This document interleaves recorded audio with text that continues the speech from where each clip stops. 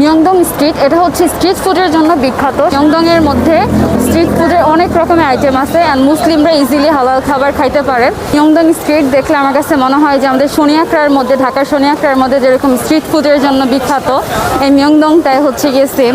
এখানে বিভিন্ন রকমের খাবার পাওয়া যায়, জুস থেকে ধরে চকলেট, আইসক্রিম বা বিভিন্ন ধরনের ফাস্টফুড আইটেম, মোটামুটি চিপ প্রাইসের মধ্যে সব রকমেরই খাবার পাওয়া যায়। আর এই মিয়ংদং স্ট্রিটের মধ্যে কোরিয়ান থেকে বেশি আমরা বিদেশিই দেখতে পাই, বিদেশিরা অনেক আসে। এই খাবারটা হচ্ছে কোরিয়ার মধ্যে মোটামুটি অনেক বিখ্যাত, ট্রেন্ডিংয়ে চলতেছে। এটা হচ্ছে টাংহুরু। এই টাংহুরু নিয়ে রিসেন্ট কোরিয়ার একটা গানও বেরিয়েছে।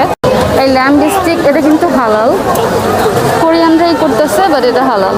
বাই দ্য ওয়ে, এই যে ব্যাগগুলো আছে না, এগুলো কিন্তু আমাদের বাংলাদেশে দেখা যায় যে বেশিরভাগ সোফার কভার বা টেবিলের কভারের মধ্যে ইউজ করা হয়, কিন্তু কোরিয়ান মধ্যে কিন্তু এটা অনেক দামি একটা ব্যাগ।